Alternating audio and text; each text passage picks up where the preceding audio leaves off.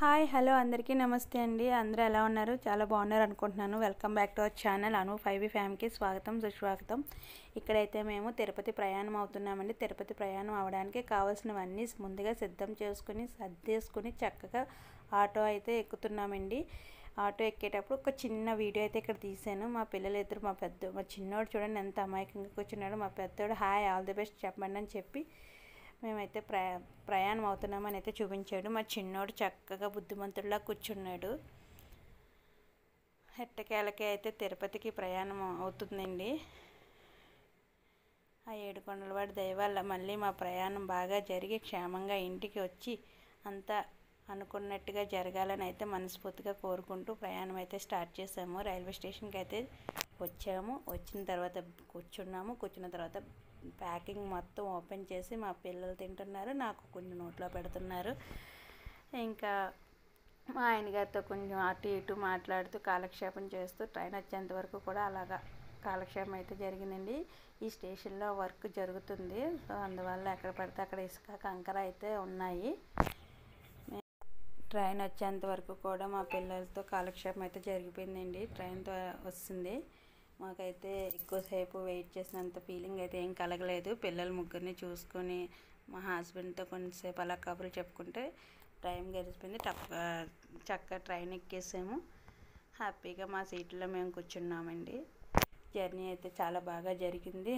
నిజంగా హ్యాపీ అనిపించింది. చక్కగా మాకు సీట్లు కూడా కన్ఫర్మ్ అవ్వడం వల్ల ఏంటో అంత క్రౌడ్ అయితే లేదు, బాగానే అనిపించింది. తర్వాత మేము ట్రైన్ అనుకున్న టైం కంటే ముందుగానే రీచ్ అయిపోయాము. 4:30కి అన్నారు కానీ 4కే రీచ్ అయిపోతే మేము స్టేషన్ నుంచి మాకు శ్రీనివాసం కాటేజ్లో అయితే రూమ్ అలాట్ అయింది.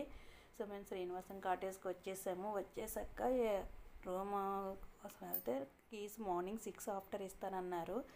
సో మేము అప్పటి వరకు కూడా బయట అయితే వెయిట్ చేసి అలా కొంచెం టైంపాస్ అయితే చేసాము. ఇక్కడ చుట్టూ జనాలు ఉండడం వల్ల అసలు చాలా అయితే ఏం అనిపించలేదండి. చాలా తిరుగుతూనే ఉన్నారు. నైట్ అని ఏమి లేదు, తెల్లవారుజాము లేదు, చక్కగా పట్టపగలు తిరిగినట్టు మనుషులు అయితే అలా తిరుగుతూనే ఉన్నారు. చక్కగానే చూస్తున్నారు కదా నా చుట్టూ ఎలా ఉందో. ఆఫ్టర్ మాకు ఫ్రెషింగ్ తర్వాత మేము ఇంకా రెడీ అయిపోయి బయట కిందకైతే వచ్చేసాము. మేము ఒక వెహికల్ అయితే బుక్ చేసుకుని వెహికల్లో మేమైతే కొండపైకి వెళ్ళిపోయామండి. కొండపైకి వెళ్ళిపోయి ఫస్ట్ పిల్లలకి తలనీల కార్యక్రమం సంపూర్ణం చేయాలని చెప్పి ఫస్ట్ దాంతో మేము శ్రీకారం చుట్టాము.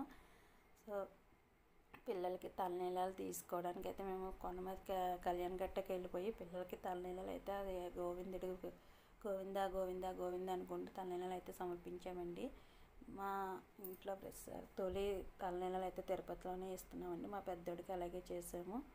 అలాగే మా ఇద్దరు పిల్లలకి ఇప్పుడు కూడా కవల పిల్లలిద్దరికి కూడా మేము తలనీలాలు తిరుపతిలో ఇచ్చాం. కాకపోతే మా పెద్దోడికి 1 ఇయర్ లోపు ఇచ్చేసాము. కానీ మా కవల పిల్లలిద్దరికి 3rd ఇయర్ ఎంటర్ అవ్వగానే ఇవ్వడం జరిగింది. కొన్ని ఆటంకాలు వచ్చాయండి, అందువల్ల ఆగిపోయాము.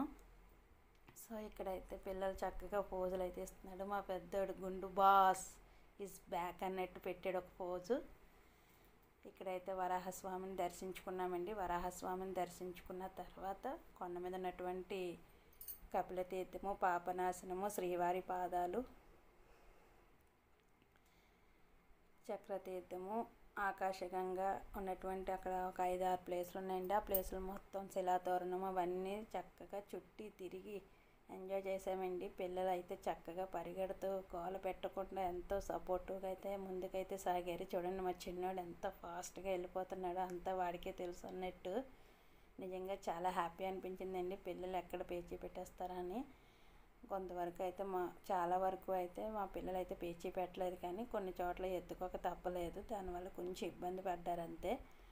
ఆల్మోస్ట్ ఆ రోజైతే డే అంతా చాలా బాగా జరిగిందండి. అన్ని పుణ్యక్షేత్రాలు అంటే అక్కడ కొండ మీద ఉన్నటువంటి అన్ని క్షేత్రాలు కూడా తిరిగాం. మ్యాక్సిమం కవర్ చేసామండి. ఇక్కడ ఇంకా ఇంకా ఇంకా అలాగా మా ఓడైతే చేతులు పట్టుకోనకుండా ఇలాగ నడిచేస్తున్నాడు. సో మేమైతే ఈ వీడియో అయితే మీతో షేర్ చేసుకోవడానికి ఒక రీజన్ అయితే ఉందండి. వీడియో ఛానల్ పెట్టాను కదా, ఆ ప్రతి విషయాన్ని మీతో షేర్ చేస్తాను కాబట్టి ఇది ఒక వ్లాగ్ కింద అయితే తీసాను.